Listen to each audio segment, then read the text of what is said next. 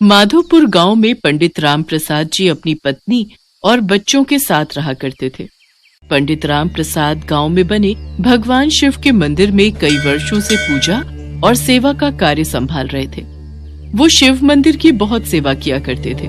पूजा के समय पंडित जी का एक स्वभाव था, जब भी वो पूजा की तैयारी करते थे तो वे भगवान शिव के लिए एक अलग आसन लगाते थे और उसके सामने एक त्रिशूल और डमरू स्थापित करके पूजा शुरू करते थे। ये राम प्रसाद पंडित जी का नियम था। मंदिर में आने जाने वाले भक्त भी इस विषय में आपस में बात किया करते थे। अब ये पंडित जी पूजा से पहले एक आसन, त्रिशूल और एक डमरू क्यों स्थापित करते हैं भाई?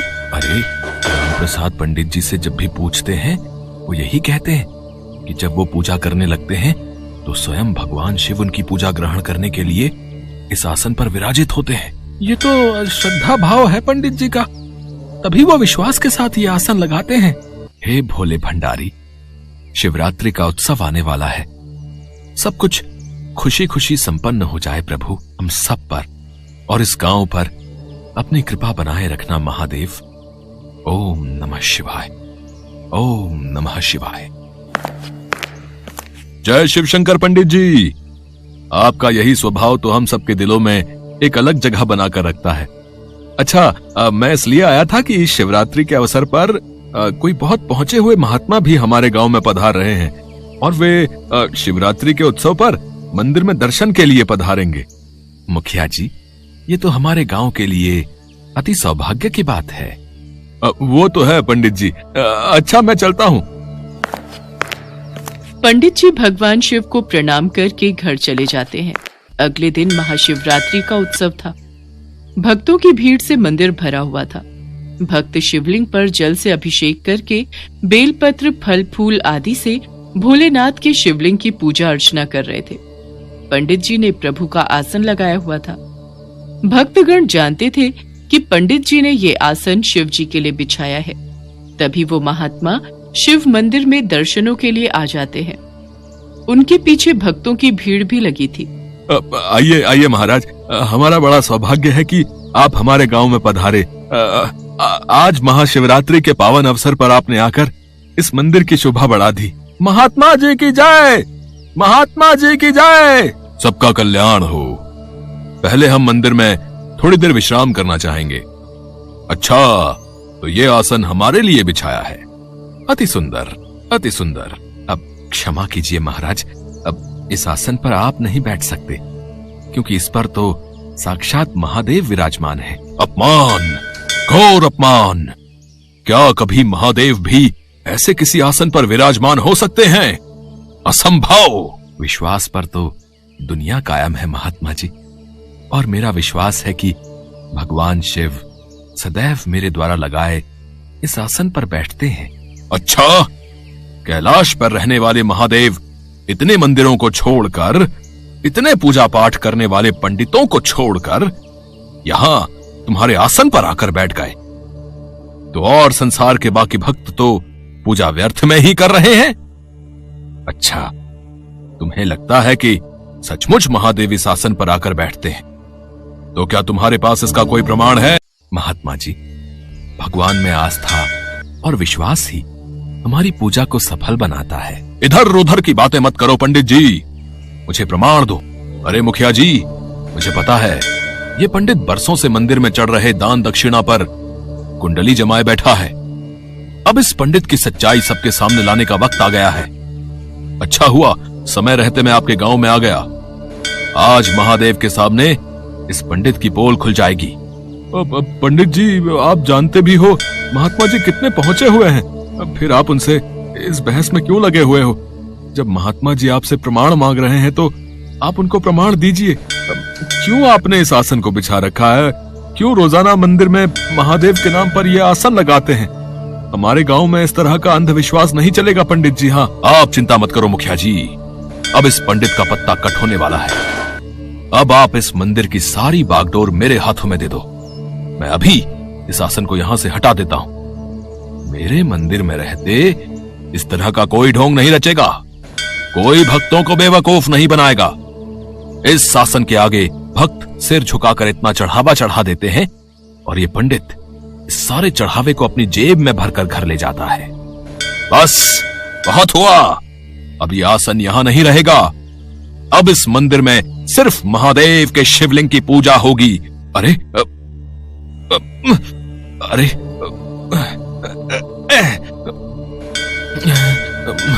अरे ये आसन यहां से हिल क्यों नहीं रहा? ओहो, मैं आसन को यहां से हटा क्यों नहीं पा रहा? महात्मा जी आसन को हिला रहे थे पर आसन टस से मस नहीं हुआ। हे शिव शंकर, हे भोले भंडारी, आपकी जय हो प्रभु। मेरे विश्वास की जीत हुई, मेरी पूजा का फल मुझे मिल गया मेरे भोले बाबा। ओम नमः शिवाय, ओम नमः शिवाय। महात्मा जी उस आसन को वहां से हटाने की लाख कोशिश करते हैं पर वो उस आसन को हिला भी नहीं पाते। महात्मा जी की आंखों के सामने तेज रोशनी आने लगती है। भगवान शिव का त्रिशूल हिलने लगता है, डमरू बज उठता है, मंदिर में लगे घंटे अपने आप बजने लगते हैं। महात्मा की आंखों में आंसू आ जाते हैं। हे भोलेनाथ, हे शिव शंभू, मुझे क्षमा करो प्रभु, क्षमा करो। मैंने आपके एक सच्चे भक्त की भक्ति पर सवाल उठाया। मुझे क्षमा करो प्रभु, मुझे क्षमा करो। ओम नमः शिवाय। हे शिव शंकर, हे महादेव, आपने मेरी भक्ति की लाज रख ली, मेरा विश्वास जीत गया प्रभु। आपकी जय हो, जय हो, जय शिव शंकर, जय भोले भंडारी, जय हो प्रभु, जय हो। पंडित जी, आपकी सच्ची भक्ति जीत गई। आप सच्चे शिव भक्त हो, मैं ये मान गया। वर्षों की तपस्या के बाद भी मुझे भगवान शिव नहीं मिले, क्योंकि मेरा घमंड मेरी सारी तपस्या को छिन्न भिन्न कर देता था। आज आपके कारण मुझे प्रभु की शक्ति का आभास हुआ।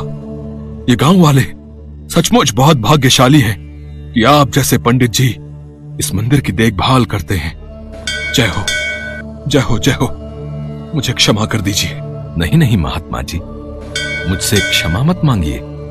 मैं तो भगवान भोलेनाथ का एक छोटा सा दास हूं। वही तो हम सबके करता धरता है। मैं तो कुछ भी नहीं करता। जो होता है सब उनकी कृपा से होता है।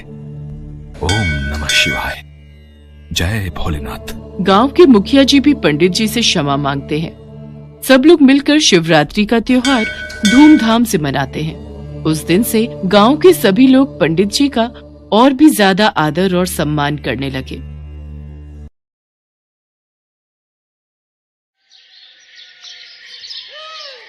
पूनम का उल्टा हाथ बचपन से बेजान था, इसलिए उसके लिए जो भी रिश्ता आता था मना हो जाता था। ऐसे ही एक दिन, अरे बिमला, लड़के वाले आ गए हैं।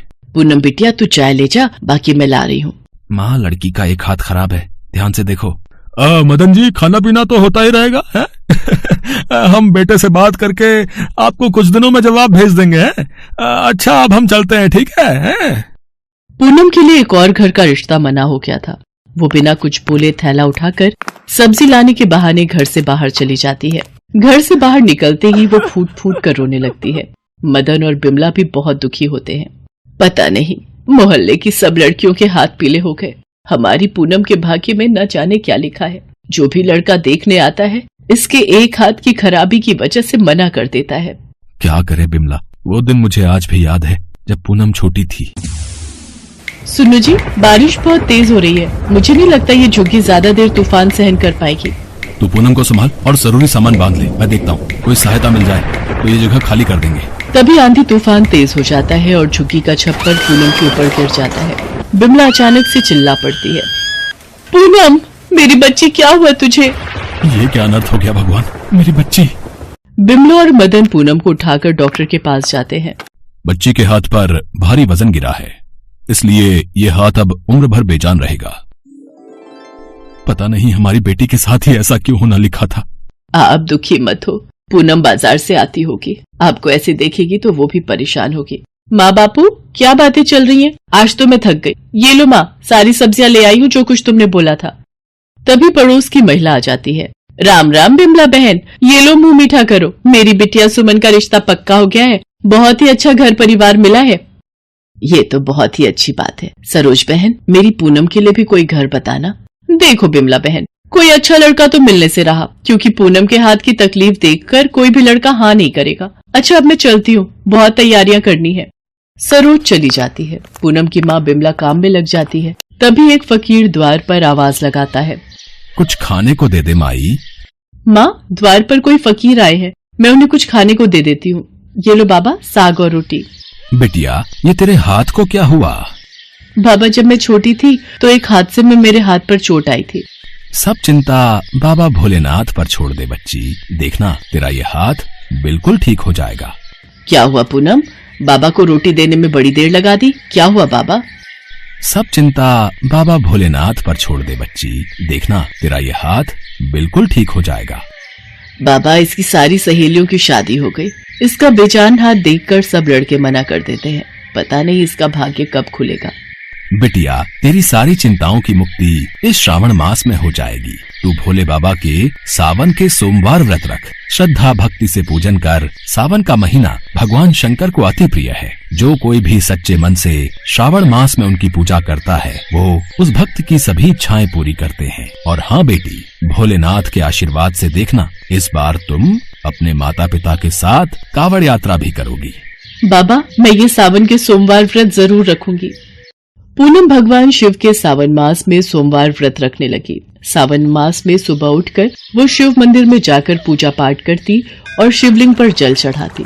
एक दिन पूनम मंदिर में पूजा के लिए पहुंची। तभी अरे कोई मेरी मदद कर दो, ये सामने कुएं से पानी निकाल दो, मुझे शिवलिंग पर जलाभिषेक करना है, कोई मेरी मदद कर दो। क्या हुआ बाबा, आप कुछ परेशान दिखाई दे रहे?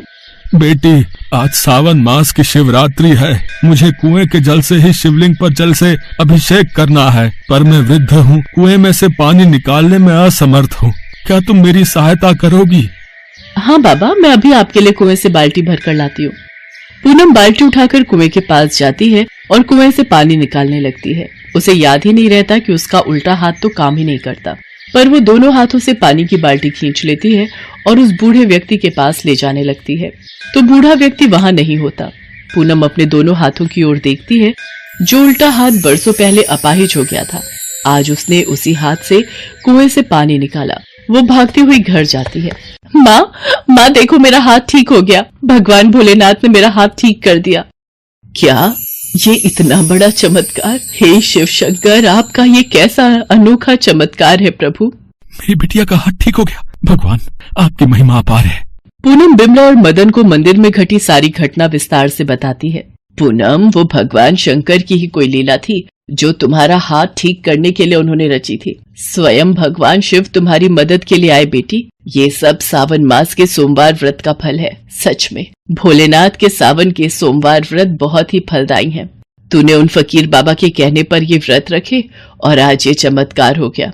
तभी वो फकीर बाबा आ जाते हैं।